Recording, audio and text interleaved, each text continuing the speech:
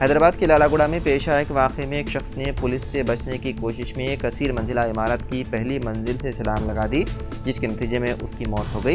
ये वाक़या जुमेरात की रात लालागुड़ा के लालापेट में पेश आया। महलूक शख्स की शिनाख्त 36 साला विनय कुमार के तौर पर हुई है और वो और उसके दोस्त मुबैना तौर पर इमारत में ताश खेल रहे थे।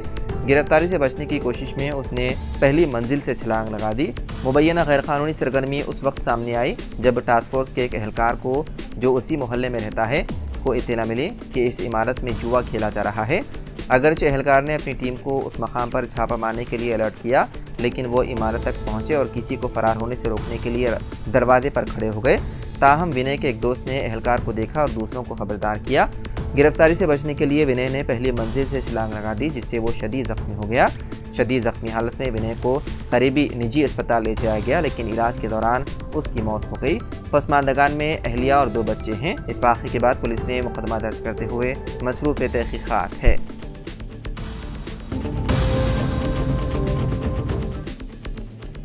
कर्नाटक हुकूमत ने कमल चंद्र की हिदायतकारी और अनु कपूर की अदाकारी वाली हिंदी फिल्म हमारे 12 की रिलीज़ पर 2 हफ्तों के लिए पाबंदी लगा दी। ये फिल्म जुमे को रिलीज़ होने वाली थी। रियासती हुकूमत ने फ़िरक़े वाराना बदआमनी के खदशे के पेश नज़र कर्नाटक सिनेमा रेगुलेशन एक्ट की दफ़ा 15(1) और 15(5) के तहत ये पाबंदी आयद की है। इस पाबंदी का इतलाक़ मीडिया प्लेटफॉर्म्स पर फिल्म के ट्रेलर की नुमाइश पर भी होता है। रियासती हुकूमत ने यह फैसला कई मुस्लिम तंजीमों की दरख्वास्तों के बाद लिया है, जिसमें दावा किया गया था कि फ़िल्म में उनकी बरादरी को इश्तियालंगेज़ और तौहीन अमेज़ अंदाज में दिखाया गया है। 5 जून के हुकूमती हुक्मनामे के मुताबिक फ़िल्म के प्रोड्यूसर और डायरेक्टर ने कुरान मजीद की आयत की गलत तशरीह की है, जिसकी वजह से गुमराहकुन और इश्तियालंगेज़ मवाद मंदेराम पर आया है। मुबैना तौर पर इस फिल्म में ऐसे मनादिर हैं जो एक कम्युनिटी को दूसरी कम्युनिटी के खिलाफ भड़का सकते हैं और एक कम्युनिटी को तौहीन अमेज़ अंदाज में पेश करते हैं। ऑर्डर में इस बात पर जोर दिया गया है कि फ़िल्म की रिलीज़ से अमन में खलल पड़ सकता है और फ़िरक़े वाराना फसादात भड़क सकते हैं।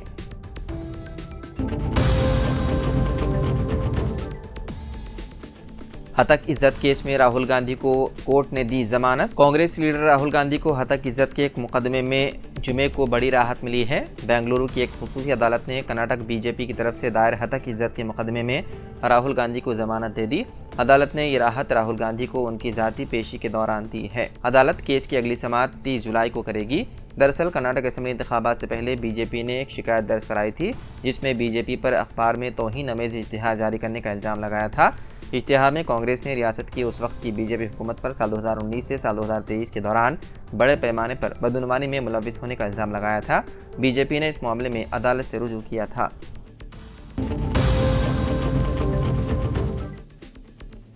कांग्रेस लीडर प्रियंका गांधी वाड्रा ने जुमे के रोज़ नीट साल 2024 के नताइज में बेज़ाब्तगियों का इल्ज़ाम लगाया और जायज़ शिकायत का अजाला करने के लिए तहक़ीक़ात का मुतालबा किया। प्रियंका गांधी ने एक्स पर एक पोस्ट में कहा, पहले नीट इम्तिहान का सवालिया पर्चा लीक हो गया और अब तलबा नताइज में घपले का इल्ज़ाम लगा रहे हैं। एक ही मरकज़ के 6 तालिब इल्मों को 720 में से पूरे 720 के नंबर मिलने पर संगीन सवालात उठ रहे हैं और कई किस्म की बेज़ाब्तगियाँ सामने आ चुकी हैं।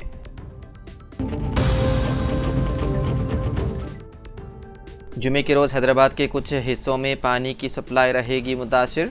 Hyderabad metropolitan water supply and sewerage board ने ऐलान किया है कि Patancheru, RC Puram, Ashok Nagar, Jyoti Nagar, Lingampally, Chandanagar, Gangaram, Madinaguda, Hafeezpet, Doyens colony, SBI training centre, DHL township को पीने के पानी की फराहमी जुमे की सुबह 6 बजे से हफ्ते की सुबह 6 बजे तक 900 मिलीमीटर पाइपलाइन जंक्शन तक देखभाल के कामों की वजह से मुतासिर रहेगी। ये काम Hyderabad metropolitan water supply and sewerage board के ऑपरेशंस और मेंटेनेंस डिवीज़न 8 और 15 के तहत किया जा रहा है। उन इलाकों में रहने वाले लोगों से 24 घंटे पानी की सप्लाई में रुकावट की वजह से पीने के पानी का दुरुस्त इस्तेमाल करने और ज़रूरत के मुताबिक पानी का ज़ख़ीरा रखने की दरख्वास्त की गई है।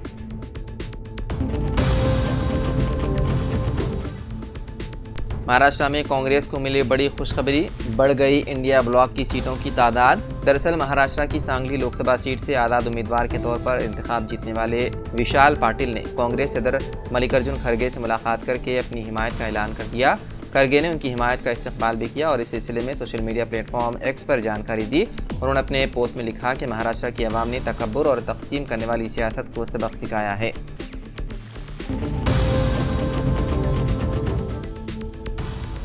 मक्का मुकर्रमा के अजीज़िया में हिंदुस्तानी आदमीन की रिहाइशगाह की इमारत में लिफ्ट के हादसे में बिहार के 2 बाशिंदे हो गए जाम बहक। हादसा अजीज़िया बिल्डिंग नंबर 145 में पेश आया। इब्तिदा इत्तलात के मुताबिक अजीज़िया की चौथी मंजिल पर मुकीम हाजियों ने बाहर निकलने के लिए लिफ्ट का दरवाज़ा खोल दिया, ताहम उस वक्त ऊपर की लिफ्ट इस सतह पर नहीं पहुंची थी जहां वो खड़े थे। ये जाने बगैर लिफ्ट में दाखिल होने वाले आदमी नीचे गिर गए, जिसके नतीजे में उनकी हो गई मौत।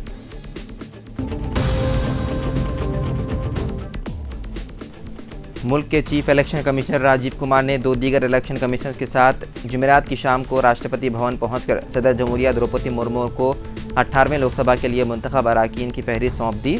इसके साथ ही 16 मार्च को लोकसभा इंतखाब के ऐलान के साथ ही मुल्क में नाफिज मिसाली ज़ाब्ते अखलाक भी ख़त्म हो गया। सदर जमहूरिया ने इंसानी तारीख की सबसे बड़ी जमहूरी इंतखाबी अमल के कामयाब इख्तिताम पर चीफ इलेक्शन कमिश्नर और दोनों इलेक्शन कमिश्नर्स को मुबारकबाद दी।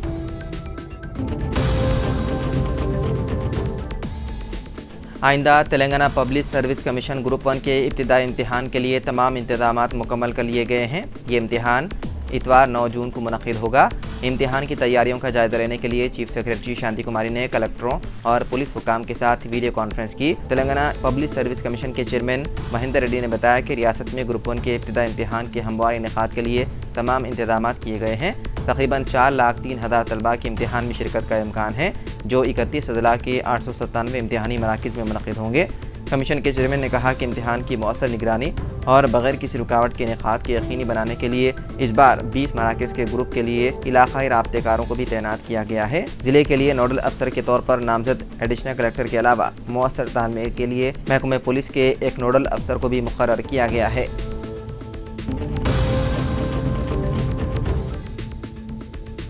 बीजेपी की हार से बौखलाए 2 अफराद ने फैदाबाद के वोटरों को दी गालियां। मुलजिमान को कर लिया गया गिरफ्तार। फैदाबाद लोकसभा हलके में बीजेपी की शिकस्त से बौखलाए 2 नौजवानों ने मुबैना तौर पर वीडियो बनाई और फैदाबाद के वोटरों को गालियां दी। उसके बाद उन्होंने इस वीडियो को सोशल मीडिया पर वायरल कर दिया।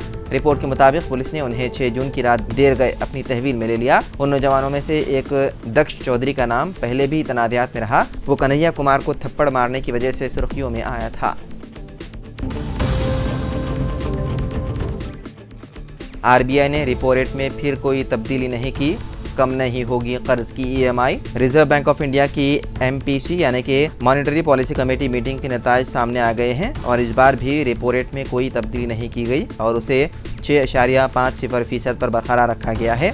इससे कबल रवा माली साल 2024-25 की पहली MPC मीटिंग में पॉलिसी रेट को मुस्तहकम रखा गया था। RBI के गवर्नर शक्तिकांत दास ने 4 शंबे को मुंबई में शुरू होने वाली मीटिंग के नताइज का ऐलान किया। रेपो रेट मुस्तहकम रहने की सूरत में जिन लोगों ने कर्ज ले रखा है उनकी EMI में कोई तब्दीली नहीं होगी। ताहम मरकज़ी बैंक ने GDP की शरह नमो का तखमीना बढ़ा दिया है। इसमें 20 सेस पॉइंट्स का इजाफा करके 7% से बढ़ाकर 7.20% कर दिया गया है।